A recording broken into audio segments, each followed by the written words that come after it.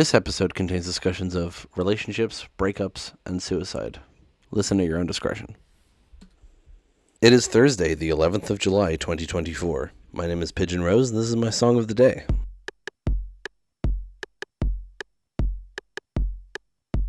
Today we're back talking about Bright Eyes. Remember I talked about them in week 2? We're actually talking about a song from the same album. Quite possibly Bright Eyes' best known song, First Day of My Life. Is it safe to assume that this is my first song of theirs that I heard? Probably. Yeah, it probably would have been actually, because there's a cover of it, which I will talk about after you've listened to the song, and I'll link below, of course, that probably would have been the first time I heard this, actually. That's wild. Okay. So, we're talking about this song, First Day of My Life. Probably their best known song. Hard to argue with it being one of their best songs. The music video is also great, and I recommend if you're listening to this in a place where you can watch the music video, to watch the music video, because I will be talking about it. It's quite emotional and it makes me sob every time, and I'm about to watch it for this episode, so excuse me for how I recover talking about it later. But yeah, we'll go listen to it now and then come back in a few minutes and talk about it.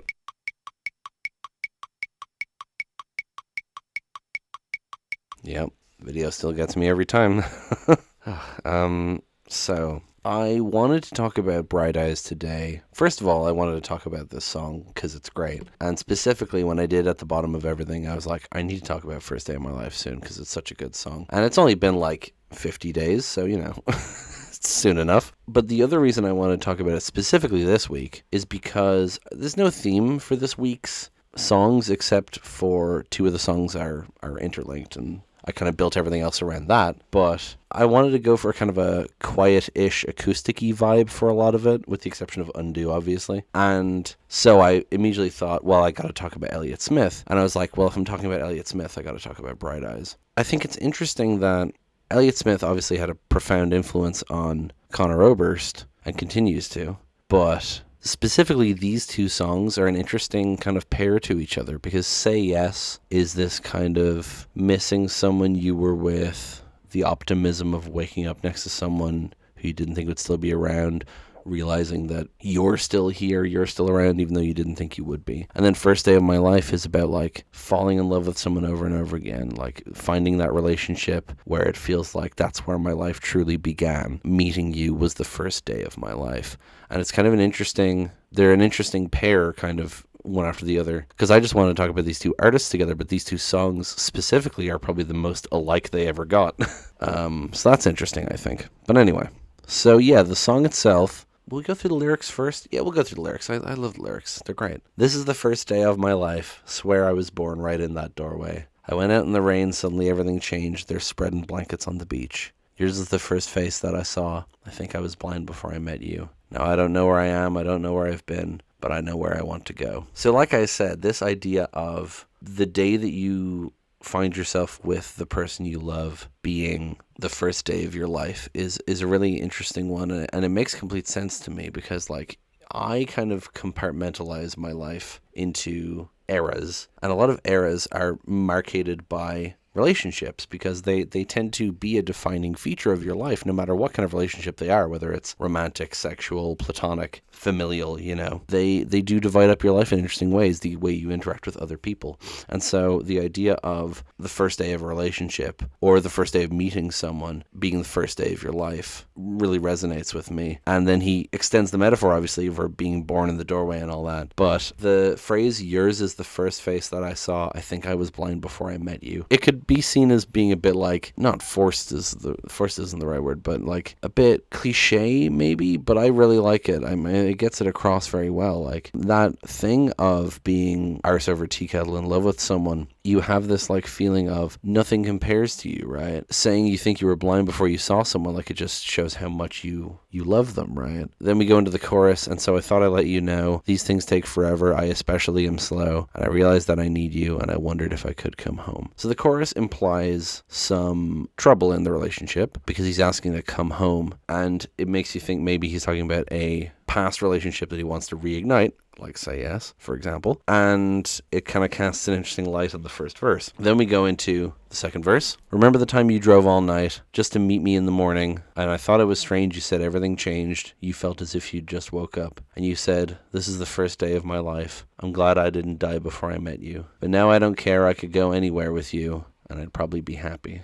Yeah, this is... The first verse I like because it's very sweet, but then the second verse really is the one that gets me choked up because he's recalling a previous time when the person drove to meet him in the morning, and she says that she felt as if she just woke up, and this is the first time in my life. And it's that idea again of like, I see with perfect clarity now, I know what life is, and it's you, you know? And that line, I'm glad I didn't die before I met you, is kind of...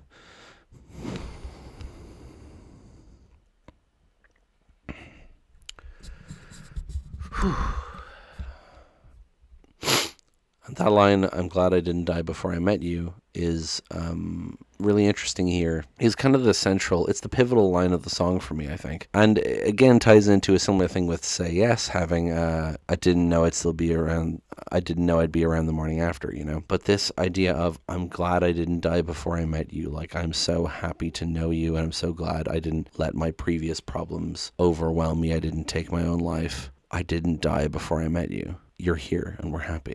And it's just such a...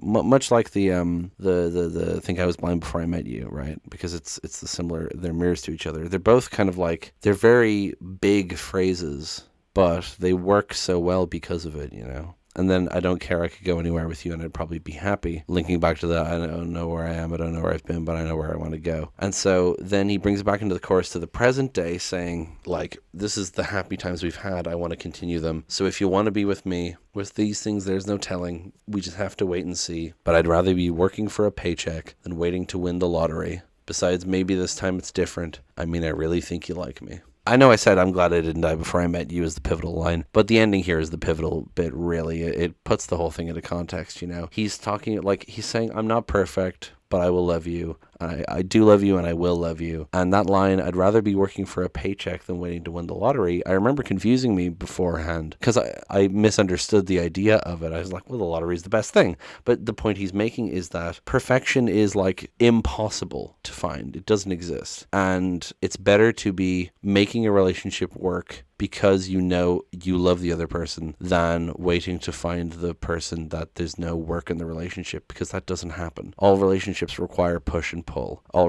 relationships require work. And people say, like, you know, oh, if you love someone, what's that line from that movie?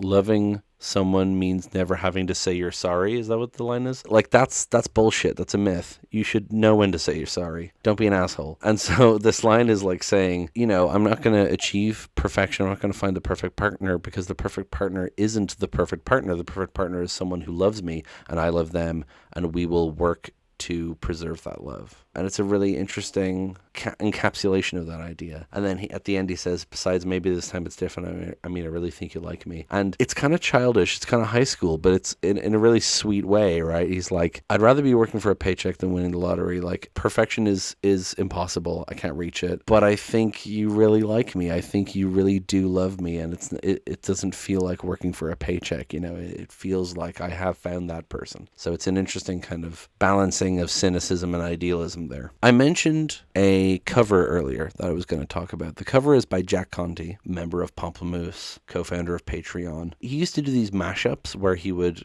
do a full cover. Like, it wouldn't just be editing the songs. He would record everything himself, but he would mash up 2 songs in the cover. He has a great one of Brain Stew by Green Day with Warning by Incubus. Great mashup. He has a great one of Exit Music for a Film by Radiohead with the Chopin piece that inspired it. But he also has one of First Day of My Life by Bright Eyes with a Aphex Twin song. I can't remember what song it is, but I really love that cover. It's really interesting because it like makes it more, it's faster. It's got like weird drum beat and like the keyboard and all that, and I love it. But he cuts out the last line and instead just repeats the first line. And that's really weird because he has that I'd rather be working for a paycheck than waiting to win the lottery, and then just repeats, "This is the first day of my life," instead of saying that besides maybe this time it's different, I really think you like me. And that feels weird. It feels self-defeating. I know that the message of the previous line is understood, but the last line is what seals it, and it's really weird to cut that out. It feels like he's defeated the purpose of the song entirely. It's still a really good cover musically. I love it, but that ending is really weird, and